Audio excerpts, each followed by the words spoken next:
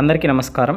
స్కూల్లో కావచ్చు, కాలేజ్లో కావచ్చు, ఆఫీస్లో కావచ్చు, బయట ప్రపంచంలో ఎక్కడైనా కావచ్చు, ఇంగ్లీష్ మాట్లాడాలనుకునే వారి కోసం మేము చేస్తున్నటువంటి ఈ వీడియోస్కి ఒక లైక్, ఒక సబ్స్క్రైబ్ చేయడం ద్వారా మాకు సహకరిస్తారని ఆశిస్తున్నాము. మీ సమయం ఇంకా ఏమాత్రం వృధా చేయకుండా వీడియోలోకి వెళ్ళిపోదాము. ఈరోజు వీడియోలో మనము ఒక చిన్న ప్రశ్నకి మీ యొక్క ఆలోచన విధానాన్ని బట్టి ఎన్ని విధాలుగా ఇంగ్లీష్లో ఆన్సర్ చేయొచ్చో దాని యొక్క తెలుగు అర్థాలు ఎలా ఉంటాయి అనే విషయాన్ని ఈ వీడియోలో చూద్దాము. ఈరోజు ప్రశ్న ఏంటి అంటే, have you ever seen a lion? Have you ever seen a lion అంటే నీవు ఎప్పుడైనా సింహాన్ని చూసావా అని ఎవరైనా మిమ్మల్ని అడిగితే దానికి ఎన్ని విధాలుగా ఆన్సర్ చేయొచ్చు అనేది ఇప్పుడు చూద్దాం.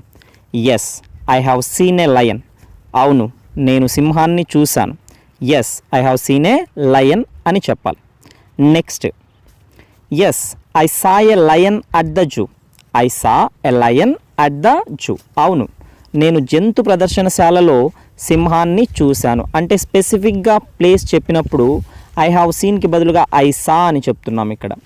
నెక్స్ట్, ఒకవేళ మీరు చూడకపోతే, no, I have never seen a lion.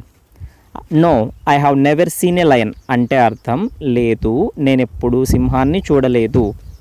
దాన్నే ఇంకోలా కూడా చెప్పచ్చు, no, I haven't seen a lion.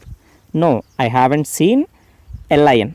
అలా కాకుండా ఇంకోలా కూడా మనం చెప్పచ్చు, I have never had the chance to see a lion. I have never had the chance to see a lion అంటే లేదు, నాకెప్పుడు కూడా సింహాన్ని చూసే అవకాశం కలగలేదు. సింహాన్ని చూసే అవకాశం కలగలేదు.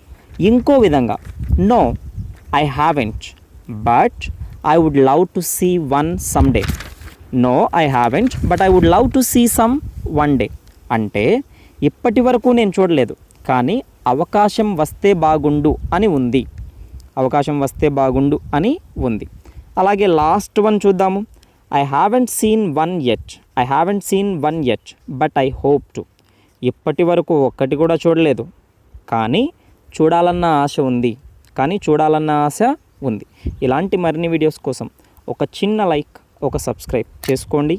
Thanks for watching.